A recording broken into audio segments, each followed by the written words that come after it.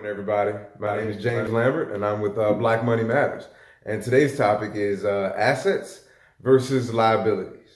And I chose to do today's topic because we live in a country that is worth $243 trillion. That number of assets, And we go through life, right? We're living year to year to year, to decade, and somehow we end up accumulating more liabilities than we do assets. And it just happens. And I'm here today to kind of let you know exactly what an asset is, what an asset does for you and can do for your family, and what a liability is and what a liability does for you and your family. So an asset, in its simplest definition, is something that puts money into your pocket.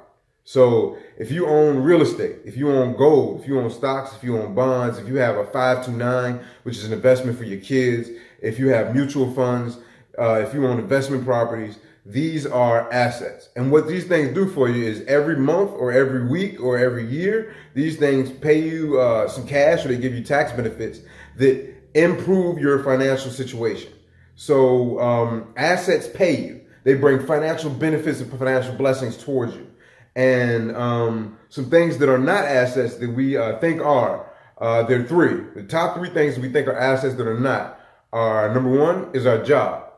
And our job, because we don't own our job, right? Unless we own the actual company or LLC that we're working for, we don't own the job, and we can actually be fired the next day. We could, the job could go bankrupt the next day. And some funny things can happen with other people, and our family will suffer financially from what's going on. So it's not really an asset. It's a plus to have the income from a job, but the asset, the ownership of it, you don't have. So if you own a company, then that's called a stock, or you own an equity position, and that's ownership, and that's good. Then it's an asset. But if that's not the case, then I'm sorry, but your job's not an asset for you. The number two thing that we think is an asset that isn't is our car. And look at that. That's a beautiful vehicle. I would love to personally own that. But if I do, I would be paying the maintenance. I would be paying the insurance. I would be paying the taxes. I would be paying the gas, the windshield wiper fluid, anything and everything that's associated with this vehicle. If I own it, it's taking money out of my pocket. So it's not an asset at all. It's actually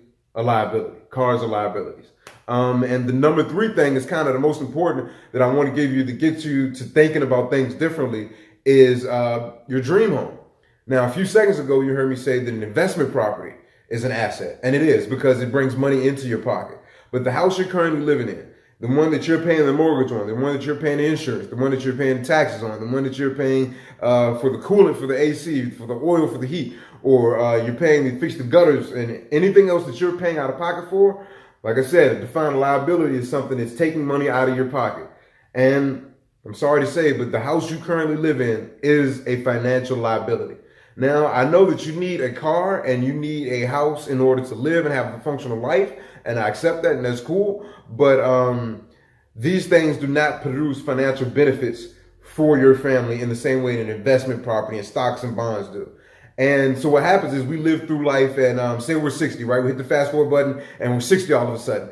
And we've accumulated a lot of liabilities. We got a huge house that we live in, and we got nice, fancy, shiny cars. Well, the thing is, when I go to pass these on to my kids, or my kids' kids, my grandkids at this point, they won't be able to get the value out of it that I put into it. So there's a depreciation that takes effect. And that's the thing about assets. Assets appreciate. So liabilities depreciate over time, and assets appreciate over time. So just think about those two things as you're going through life and you're making your purchases. There's nothing wrong with living good. There's nothing wrong with having a nice Benz. But if you do get a Benz, invest in some Benz stock. If you buy some Nike shoes for your kid, make sure you invest in some Nike stock for your kid in the long term. And if you get two pair of shoes, right, one for the left foot and one for the right foot, make sure you get two pair of stock, one for the future and one for today. So that's just my advice for you. And I'm just here to remind you that you're black, you're beautiful, you're strong, and I want your grandkids to be rich. And I hope you want the same for me. So